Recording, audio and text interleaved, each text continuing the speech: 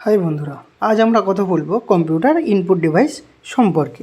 Computer input device বলতে বোঝায় এমন একটা হার্ডওয়্যার উপাদান যার মাধ্যমে ব্যবহারকারী কম্পিউটারকে তথ্য বা ডেটা প্রদান করে। এই ডিভাইসগুলো ব্যবহারকারীর কাছ থেকে কমান্ড গ্রহণ করে তা প্রসেসিংয়ের জন্য সিপিইউকে পাঠায়। প্রধানত ইনপুট ডিভাইস হলো দুটি কিবোর্ড এবং মাউস, মানে এই দুটি ইনপুট ডিভাইস আমরা বেশি ব্যবহার করি ডেটা প্রদান করার জন্যে।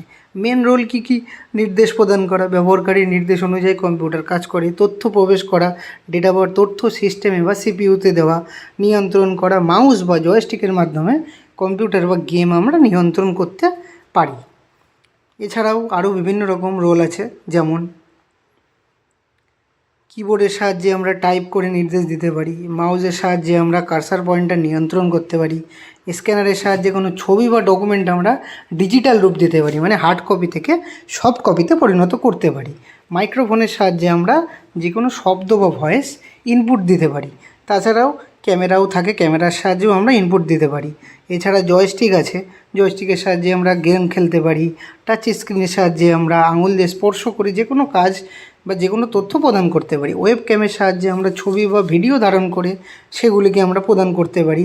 বারকোড রিডারের সাহায্যে বারকোড স্ক্যান করতে পারি এবং লাইট পেনের সাহায্যে লিখতে পারি। এইগুলি হলো কিছু উদাহরণ বা ছবি ইনপুট ডিভাইসের, আপনারা যেটা দেখতে পাচ্ছেন। তার মধ্যে জয়স্টিক, কিবোর্ড, মাউস সবই আছে। তাহলে ভিডিওটি দেখার জন্য ধন্যবাদ। আশা করি আপনাদের ভালো লেগেছে এবং বুঝতে পেরেছেন।